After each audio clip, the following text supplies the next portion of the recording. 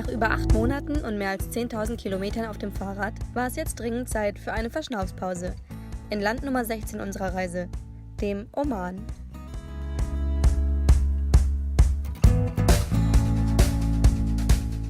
Und auf Masira Island, einer Insel an der Ostküste des Landes, haben wir bei einer kleinen Kiteschule den perfekten Ort dafür gefunden. Die Schule ist über Winter eigentlich geschlossen, aber wir haben mit Alex, dem Besitzer, gesprochen. Und so ist es dazu gekommen, dass wir hier im Wohnwagen wohnen dürfen und im Gegenzug Zal, einem omanischen Fischer, Kiteunterricht geben. Weil seit dem Sommer niemand mehr da gewesen ist, haben wir erstmal einen Großputz gemacht. Und jetzt haben wir hier wirklich ein Zuhause wie im Paradies. Weil Manu schon immer am Meer wohnen und ich schon immer Hühner haben wollte. Und weil wir eine riesige Lagune für uns ganz alleine haben und so viel kiten können, wie der Wind hergibt. Vor allem aber, weil die Omanis uns hier auf der Insel von Anfang an unglaublich herzlich bei sich aufgenommen haben.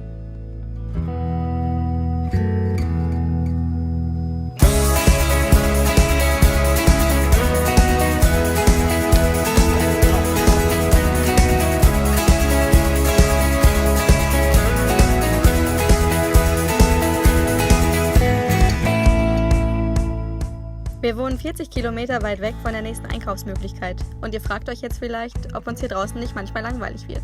Aber keine Sorge, das wird es nicht. Hier passiert jeden Tag irgendwas Verrücktes Neues.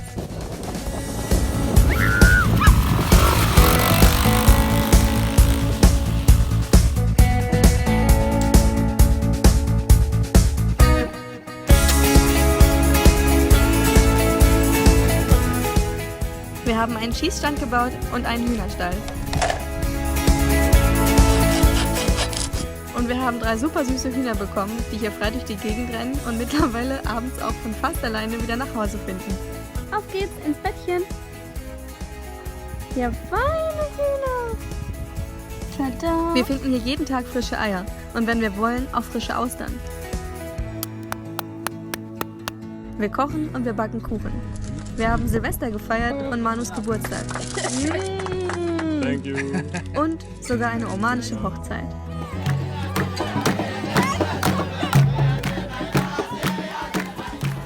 Wir kriegen super viel Besuch von anderen Fahrradfahrern, von Rockergangs und von Offroad-Freaks.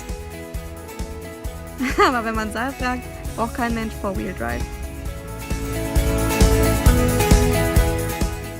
Um zum Einkaufen zu fahren, braucht man hier wirklich kein Allradauto. Aber Sal braucht auch keins, um nachts den Esel zu jagen über Stock und Stein, wenn er mal wieder unseren Müll geplündert hat. Sal ist also wirklich wunderbar verrückt. Und er ist es auch, der uns hier regelmäßig mitnimmt in eine ganz andere Welt.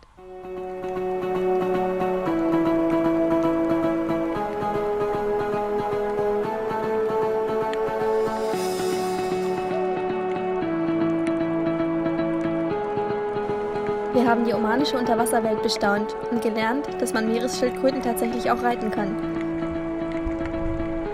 Und dann haben Zal und Ayman die Harpunen startklar gemacht.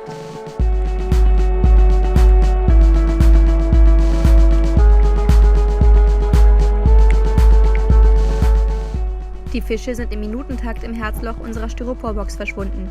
Und ich sag's euch, das war echt eine krasse Erfahrung.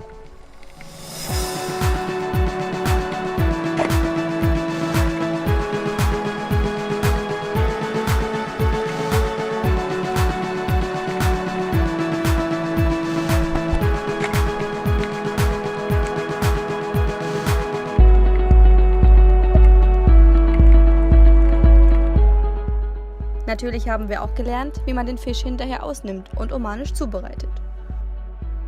Und dann gibt's hier auf der Insel auch noch Krebse.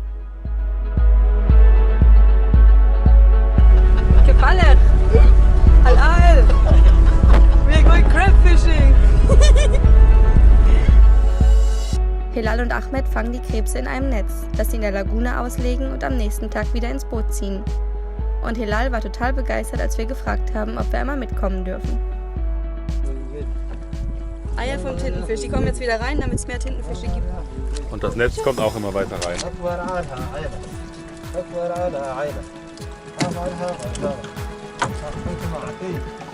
Dazu singt man den Krabbensong. Haberl, Haberl, Haberl. Aber hallo Lili. Haberl, Haberl, Haberl. Haberl, hallo Lili.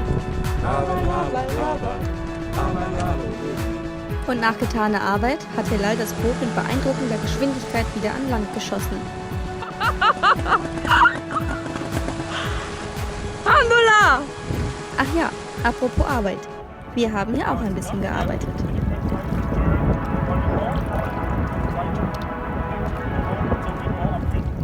Aber weil sich hier im Winter nicht so viele Touristen zum Kiten her verirren, waren wir die meiste Zeit doch selbst auf dem Wasser.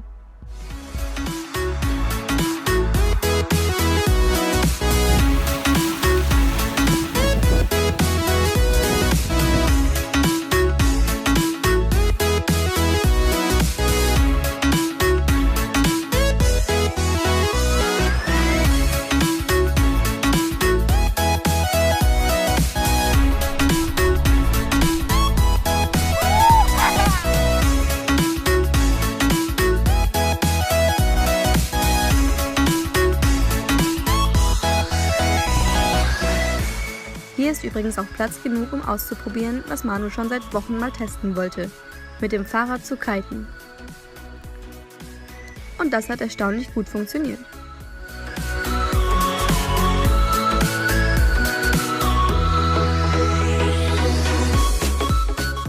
Und jetzt überlegen wir uns gerade, wo und wie unsere Reise weitergehen soll. Aber das ist leichter gesagt als getan. Diese Welt bietet einfach viel zu viele Möglichkeiten.